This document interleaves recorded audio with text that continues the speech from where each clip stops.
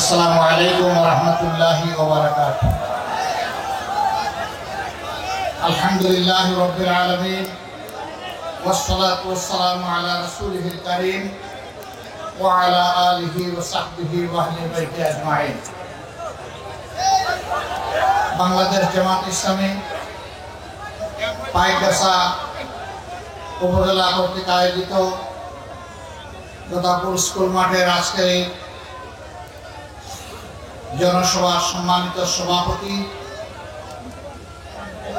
সম্মানিত বিশেষ অতিথি, মঞ্চে বসা সম্মানিত নেতৃবৃন্দ, বন্ধু সংগঠনের নেতৃবৃন্দ, সুধী শুভাকাঙ্ক্ষীবৃন্দ, আজকের জনসভায় উপস্থিত পাইকগাছাবাসী, সাংবাদিক বন্ধুগণ, দূর থেকে কান পেতে শোনা মা এবং বোনেরা,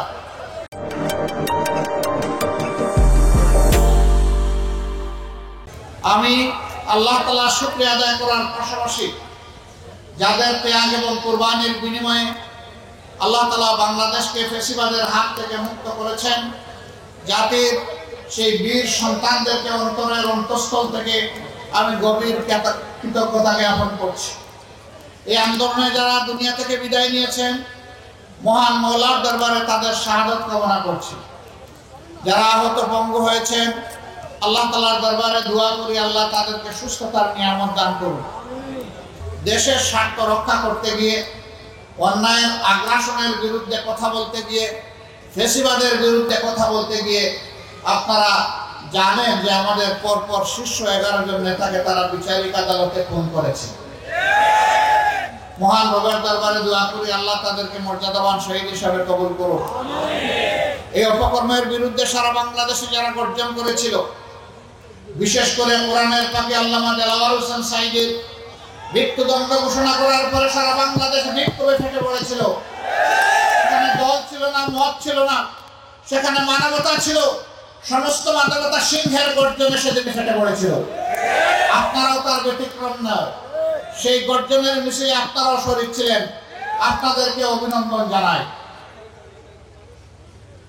স্বৈরাচারী সরকার মানুষের প্রতিবাদের প্রতি সম্মান না দেখিয়ে মানুষের টাকায় কেনা গুলি এবং অস্ত্র তাদের বুকে তাক করে দিয়েছিল। আমরা আমাদের শত শত সহকর্মীকে হারিয়েছি। মওলার দরবারে দোয়া করি রব্বুল আলামিন তাদেরকেও যেন শহীদ হিসাবে কবুল করেন। আমাদের গর্বের সেনাবাহিনীকে এই সরকার ঠান্ডা মাথায় খুন করেছে। আপনারা জানেন ক্ষমতায় বসেছে তারা 2009 সালের 10 জানুয়ারি, আর পরের মাসে 25 এবং 26 ফেব্রুয়ারি ঢাকার পিলখানায় তৎকালীন বিডিআরের সদর দপ্তরে 57 জন কমিটেড চৌকস দেশপ্রেমিক সেনা অফিসারকে নির্মমভাবে হত্যা করা হয়েছিল। তাদের পরিবারের সদস্যদেরকে বেইজ্জত করা হয়েছিল, তাদের কাউকে হত্যা করা হয়েছিল। কিন্তু সেই হত্যার রহস্য এতদিন আবিষ্কার হয়নি। এখন নতুন বাংলাদেশে আওয়াজ উঠেছে, সেই হত্যার নায়কদেরকে, নায়িকাদেরকে ধরতে হবে, ওদেরকে বিচারের আওতায় আনতে হবে। বাংলাদেশের সুরক্ষার জন্য এর কোনো বিকল্প আমরা দেখছি না। অবশ্যই তার বিচার হতে হবে।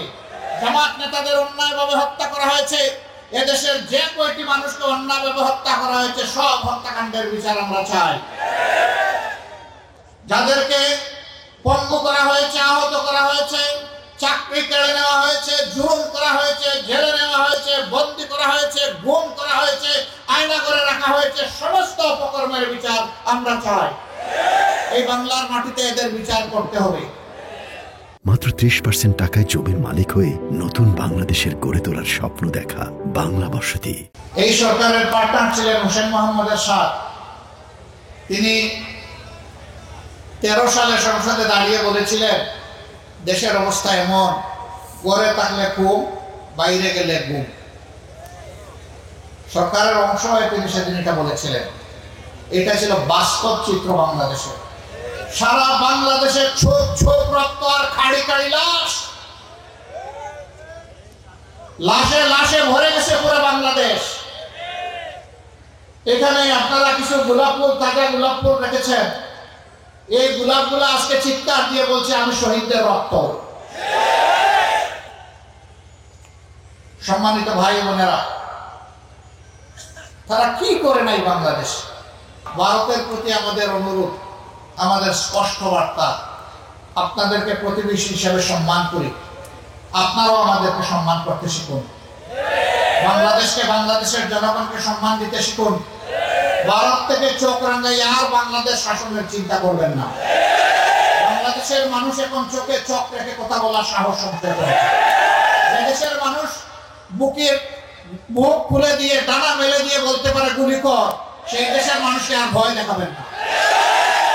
আমাদের গর্বিত সন্তান বীর যোদ্ধা আবু সাইদ ডানা মেলে বলেছিল, বুকের ভিতরে তুমুল ঝড়, মুখ পেতেছি, গুলি কর। এই দেশ থেকে কেউ ভয় দেখাবেন না। এই দেশে 1 লক্ষ, 2 লক্ষ, 10 লক্ষ সৈনিক নয়, এই দেশে 10 কোটি যোদ্ধা আছে।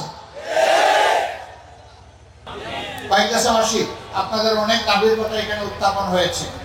আমরা সরকারে নই, আমি সরকারের প্রেসিডেন্টও নই, আমি প্রধান উপদেষ্টাও নই, কোন উপদেষ্টা নই, কিন্তু আমি আপনাদের মতো একজন নাগরিক, একটা দলের দায়িত্ব পালন করি। আমি কথা দিচ্ছি, ইনশাআল্লাহ আমি আপনাদের উকিল হয়ে, মুক্তার হয়ে, আমার পক্ষে যত জায়গায় যত কথা বলা দরকার আমি বলবো ইনশাআল্লাহ। আগামীতে যদি আল্লাহ আমাদেরকে এই দেশের মানুষের খেদমত করা, সরকারে যাওয়ার তৌফিক দেন, তাইলে দাবি তো আজকে শুনেই গেলাম, আশা করি সে দাবি আর নতুন করে উঠাতে হবে না। আর যদি অন্য কেউ ক্ষমতায় যায়, তাহলে আপনাদের সাথে হাত উঁচু করে আমরা আপনাদের সাথে দাবি আদায়ের স্লোগান দিব ইনশাআল্লাহ। আপনাদের সকলকে ধন্যবাদ। ভালো থাকুন, আল্লাহ আপনাদেরকে সুস্থ রাখুন। এই মাটির উপর আল্লাহ রহমত এবং বারাকাত। আগামী নতুন বাংলাদেশের জন্য আপনারা প্রস্তুতি গ্রহণ করুন।